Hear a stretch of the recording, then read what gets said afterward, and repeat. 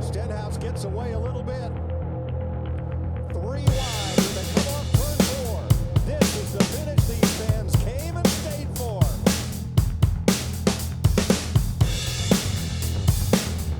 So he's always been season or 19 races last year. What he's going to have to do is he's going to have to compete.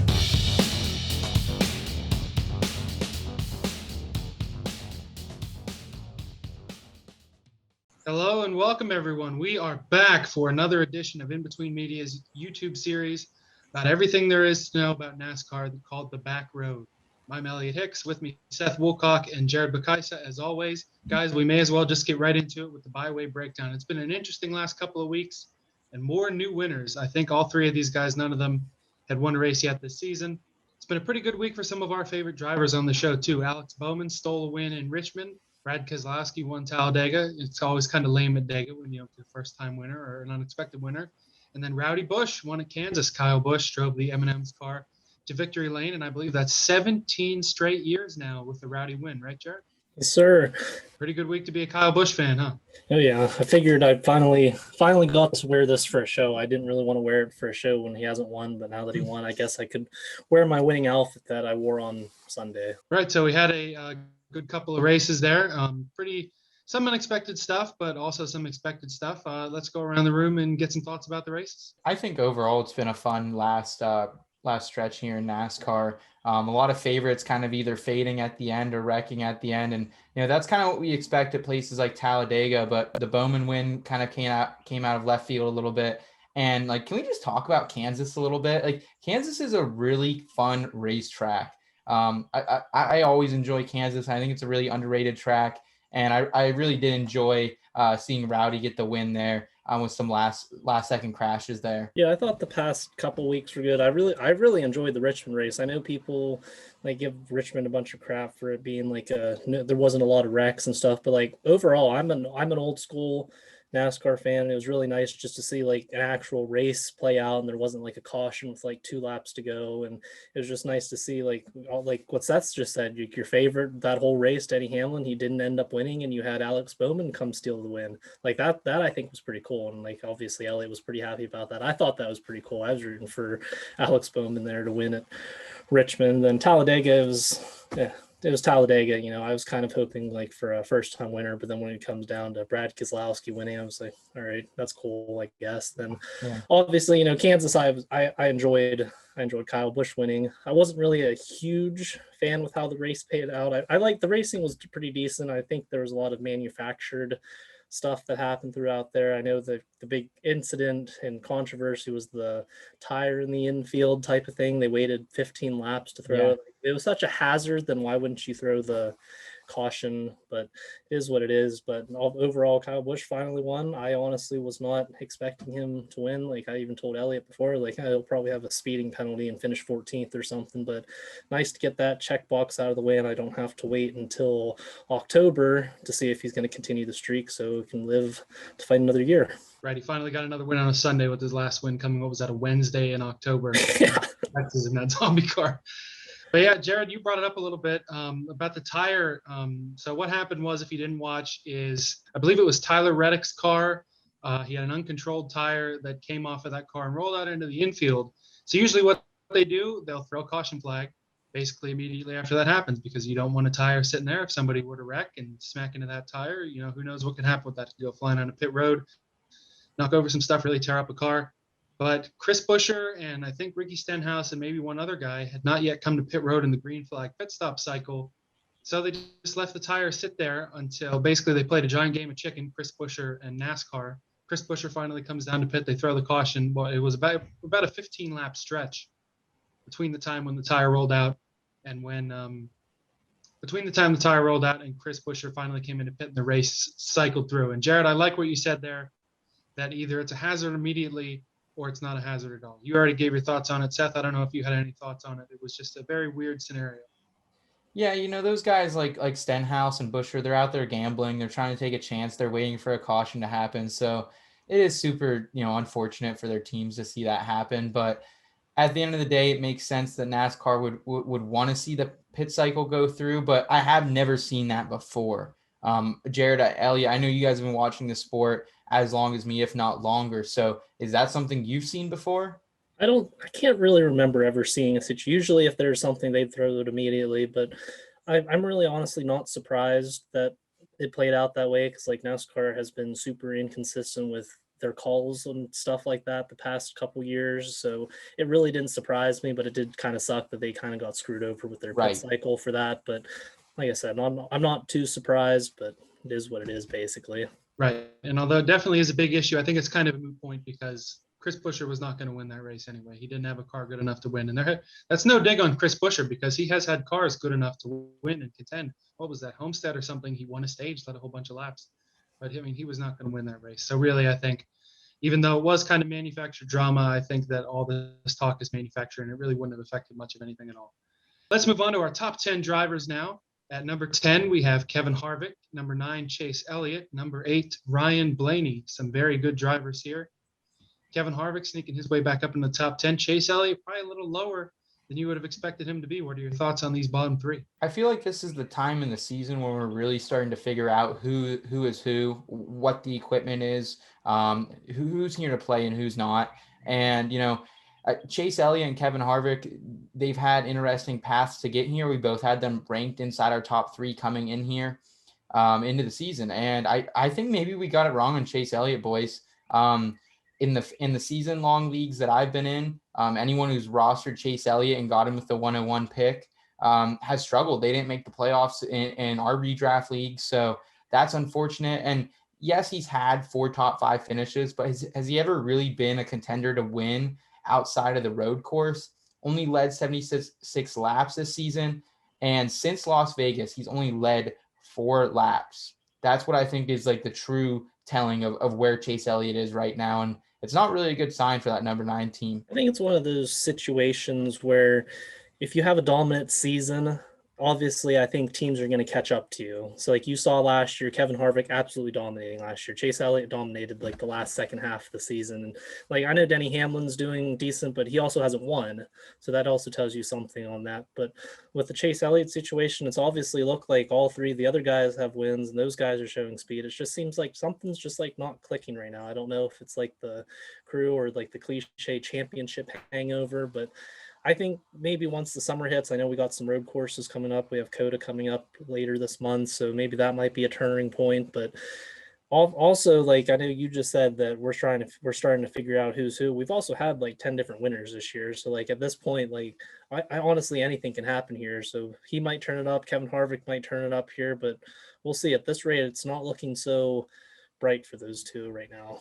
Right. The trouble for these bottom 2 is they don't have wins yet, and this season, for I think anybody short of Denny Hamlin to make the playoffs, you're going to need a win. I feel like that with the guys who haven't won yet, who we expect to win, like these 2 would be on that list, and the guys who have already won, you're going to have at least 14 winners, maybe 15 in the regular season. So 15 in Denny Hamlin because he's cursed and he's not going to win a race this year. So there's your playoffs.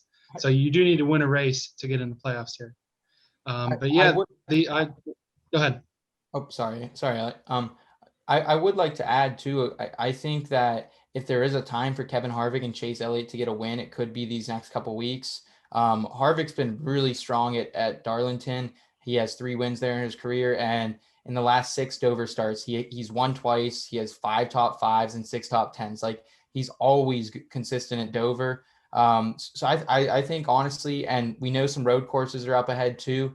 Like if I had to put money on it, I think one of these 2 guys is at least going to get their first win in the next 3 weeks. Yeah, also to piggyback on that, Seth, like if you guys remember, Chase Elliott kind of got shafted at those 2 Darlington races. He got wrecked by Kyle Busch in the spring race, and then Truex kind of ran him up the track in the second race. But Chase Elliott was like the favorite basically in both those races. That those incidents weren't going to happen. So, like you just said, I think maybe one of these next 2 races, he's probably looking like a favorite to maybe win. Right. We've been talking down on these guys, but they're in our top 10 for a reason because they've done well and they're good picks for you to pick up. And poor Ryan Blaney, we didn't really talk about him at all that segment, but he's still holding strong there at number 8. So now we'll go to our next 3. Number 7, KFB, Rowdy Busch, Kyle Busch coming in at number 7. Probably the highest he's been in a while. I feel like I don't see him up there that often. Number 6, Joey Logano, and number 5, Brad Keselowski. Usually I feel like with these middle picks, there's usually a storyline with the guys at the bottom. There's a storyline with the guys at the top. there's not too much here. I mean, all three of these guys have won this season. They're all doing pretty well. They're all generally always going to be pretty good picks. Yeah, Brad Keselowski finally got that win, and it's funny, in my fantasy league that I'm in, like the one race I don't predict him to win because I was banking on him at so many races earlier this season, like, oh, Brad's finally going to win, and he never won or wrecked or something. And then the one race I don't pick him, he ends up winning. But I knew that was coming eventually because he's been running decent all year, so like it was just bound to happen. Basically, is what it came down to. Yeah, I mean, Elliot, I think you kind of really hit the nail on the hammer there with the hammer, dude. We projected these guys, I think, coming into the season, like Keselowski and Logano, maybe flip flop at 5 and 6. Like they were guys that you were happy with as your driver one on your redraft team, and Rowdy, same type of thing, a little bit of inconsistency at the beginning, but with the new team that was kind of expected. So I think they're finding their place, and they're right there in the middle tier, and I think they'll be around there for months to come, honestly. Right. They're guys that, maybe you're not ecstatic to have them as your number one slot in fantasy, but you're not going to complain either. They're all generally good for a pretty good performance. Maybe not quite the upside, though, as these guys in our top 4 this week. Number 4, we got William Byron. Number 3, Martin Truex Jr. Number 2, Kyle Larson. And number 1, Denny Hamlin. So I do have some thoughts about Larson and Byron. If you take a look at my Through the Field column out now on inbetweenmedia.com, you can visit the website and you can read about them there. But I will talk briefly about Denny Hamlin. I genuinely have not seen a guy shoot himself in the foot as many times as Denny Hamlin. He probably should be sitting here with 5 wins right now, which would tip the entire season on its head. It'd be an entirely different conversation. But he hasn't been to victory lane yet. I think he leads the driver points by some insane margin right now, but he hasn't got a win. And to be honest, if he keeps finding these really unique ways to shoot himself in the foot, how long is it going to be before he gets to victory lane? I don't see how it's possible with him running up front so much, but literally everything has happened to this guy. He's had wins in the bag. Like I said, he probably should be sitting here with 5 wins, but he doesn't have any. I just think this is a cursed season for Denny, and it wouldn't surprise me to see him have a 400-point lead in the driver standings without a win. Yeah. Just the way he's been running. Yeah, that's kind of scary because, like, you think about it, if he cleans up all those things, like he could be going into the playoffs with like 10+ wins or something. But yeah, it's tough right now because you look at it, and Denny Hamlin and Kyle Larson, they're obviously the fastest cars out there right now. Denny comes in leading 744 laps, Kyle Larson 511. So obviously these guys have been the 2 dominant ones. Denny has 5 stage wins, Kyle Larson has 4. And when you look around just about every race, it seems like Hamlin and Larson at one point or another are the fastest car on the track. But, Truex, he's kind of become that Harvick-like guy. Like I think we talked about last episode, he's kind of becoming a closer. Denny Hamlin's kind of struggling to finish. And same with Kyle Larson. Kyle Larson should probably at least have another win or 2. He's kind of got had some bad luck here late in the end. And, Kyle Larson's always he gets a little bit wily at the end. We always know that with Kyle Larson. But if he can clean that up, I mean, Kyle Larson, he has a top 7 average at Darlington and Dover. So I think they're both contenders for the long haul. And how about Willie B, guys? I mean, it's 9 straight top 10s for him now. I just love watching the guy. I see him. He's super calculated, but at the same time, he's aggressive and unique in his moves. Kind of reminiscing on the Jeff Gordon days a little bit. Like it feels like I'm watching Jeff in the 24 at times. So I think all 4 of these guys, they're contenders in their own light. I think last year's Daytona wins, I think that kind of sparked something in him because I remember last year during the summer and whenever people were like really doubting him, like, oh, I don't think he's going to do so well. He's not going to win. He might get replaced next year or whatever. I think that win sparked it. And then you saw this year, he's got 9 straight top 10s. And I even texted Elliot, I'm like, hey, if he continues this up, he actually might be like a championship 4 threat just because he can either point his way there, or if he starts like getting maybe a little bit more speed, I think he can maybe contend for more wins. But like he's doing really good, and I really like that Jeff Gordon comparison because I remember back in the day Jeff Gordon was like always in the top 10, if not the top 5. All right, so there's our top 10 for the week. Those are the 10 guys you picked. If you end up outside of that top 10, it's at your own risk. We gave you the 10. There's your best 10. All right, so this week we've got a new segment here on the Backroad, the Caller Connection. If you've ever watched or listened to a sports show, you're generally going to have callers calling in to talk about the stuff on the show. We've got our first caller on the line with Seth right now. Chuck from Arkansas, the chicken farmer. Let's hear what he's got to say. Chuck, welcome to the Backroad. How are you doing tonight?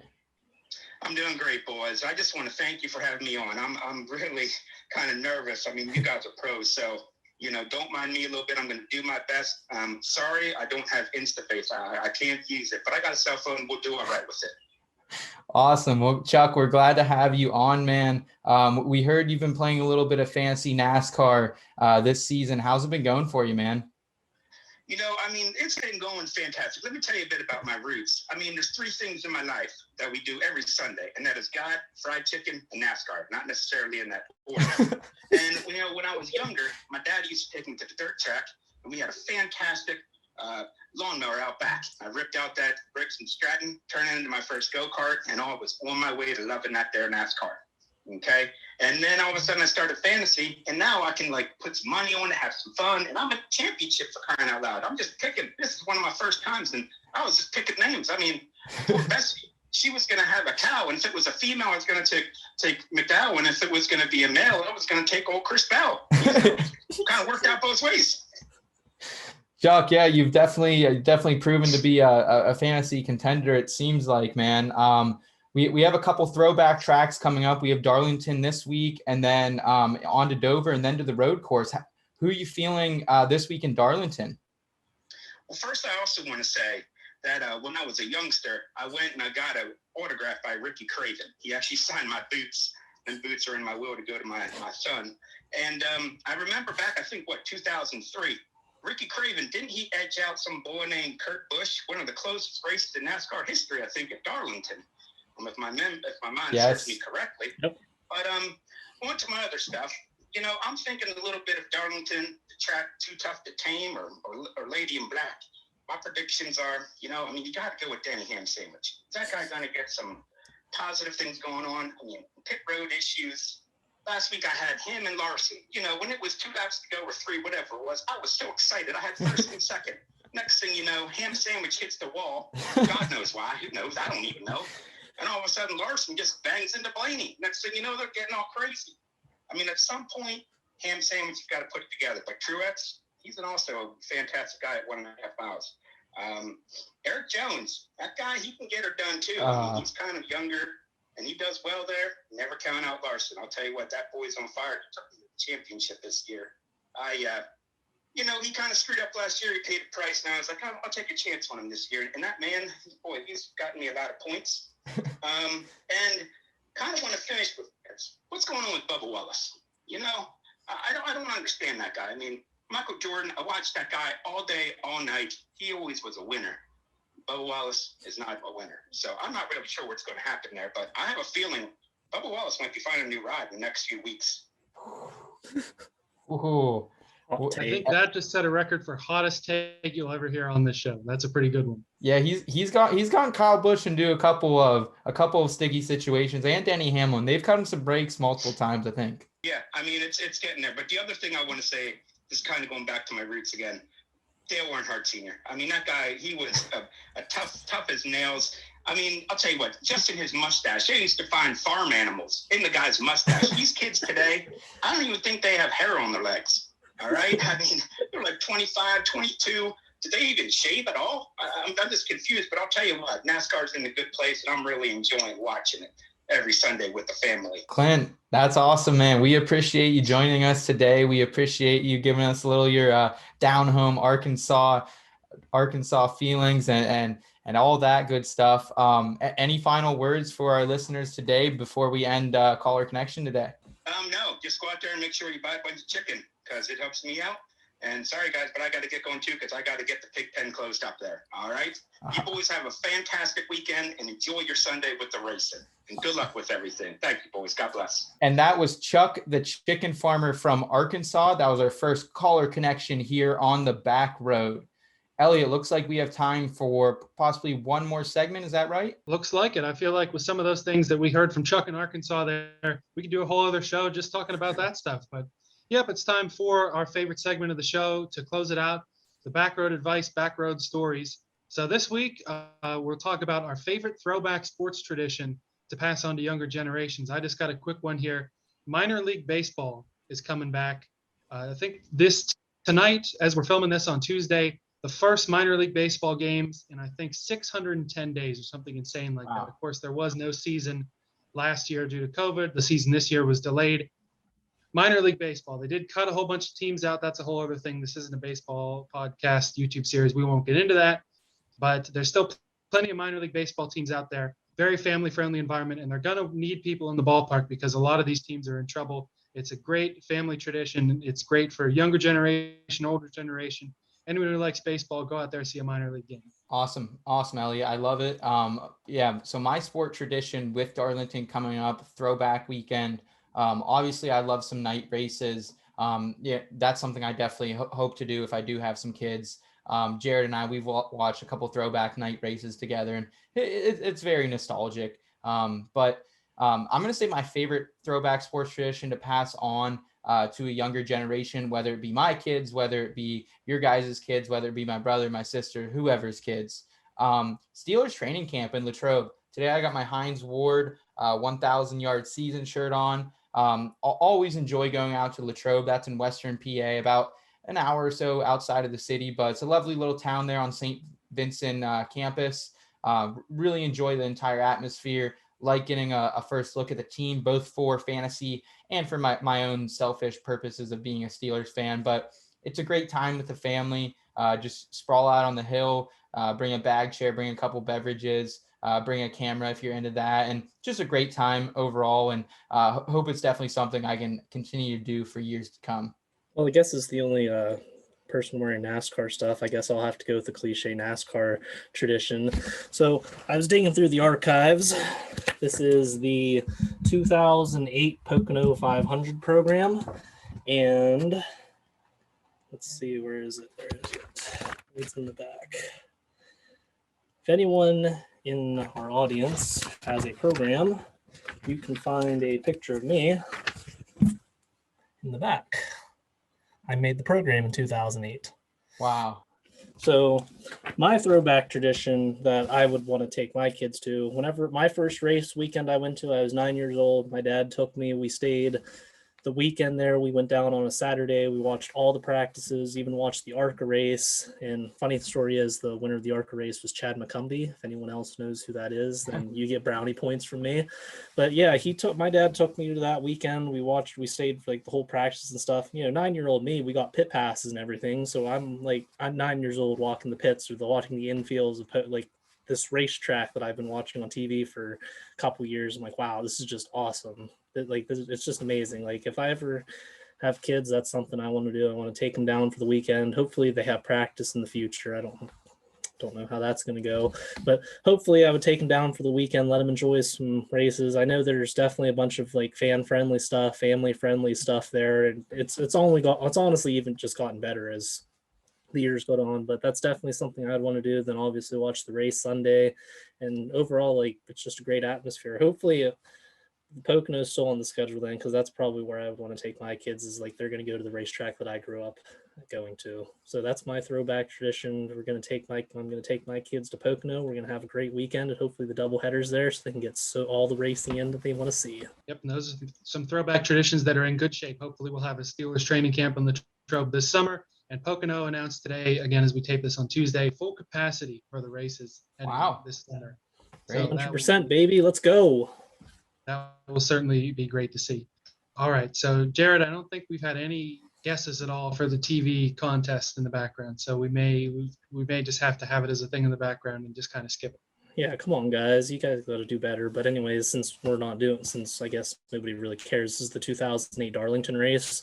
Ironically enough, we're recording this on May the 4th, which is Star Wars Day. And ironically, one of the main Star Wars characters is on the winning car. That was going to be my hint, but since Elliot just said nobody's been guessing, I guess you're going to get my hint for there. All right, so we're just about done here for this edition of the Backroad. Let's toss it around the room real quick for some final thoughts. Jared, go ahead. So I guess today I figured out that me and Elliot might be going to Richmond this fall because Dale Jr. just announced that he's going to be running the Xfinity race, and it's a doubleheader that day. And I'm pretty sure that the Cup tickets that I bought a while back, because I actually bought a bunch of tickets back a while ago just in case that they don't have full capacity or whatever. But I guess Elliot's down on board. We might be going to Richmond this fall. And I guess speaking of races, I might be going to Dover in a couple weeks coming up here. And our local short tracks are opening up. Jennerstown opened up last weekend. I didn't get to make it, but I think this weekend I might try to go down if weather's pending. But if you're watching this, make sure to support your local short tracks and get to see some real racing there. Awesome. Love it, Jared. Thank you and Elliot for both joining us tonight on the show once again. And just a quick shout out to all our supporters here at IBT Media. In between, it's almost been, I think, about 9 or 10 months since our initial launch. And we appreciate all the support. Hitting that subscribe button. We just hit 100 subs on YouTube. So we appreciate that, guys. Continue to follow us on Twitter, Facebook, TikTok, Instagram, wherever you're at. We're at IBT_media. We have fantasy NASCAR, fantasy football, and fantasy golf advice coming for you. But more than ever, we also have some down-home life advice for you as well. Not on the level of our guy, Chuck, the chicken farmer from Arkansas, but we'll try to get the job done here for you at In Between Media. Thanks for all the support so far this season. If you like the show, please leave us a comment, leave us a review. It means a lot to us. Go ahead and hit that subscribe button while you're at it as well. Thanks for joining us on another episode of the Backroad. Elliot, any final thoughts from you, man? Nope. Just excited to finally have that Dale Jr. race announcement come out. Been the bright spot of the year for us Dale Jr. fans still out there. Thought it was going to be Martinsville for sure, but it turns out it's Richmond again, which is good because he damn near won that race in 2018. Christopher Bell passed him, and I still kind of haven't forgiven him for it. So that'll be fun. But it's been another fun episode of the Backroad. Thanks for taking the ride down the road with us.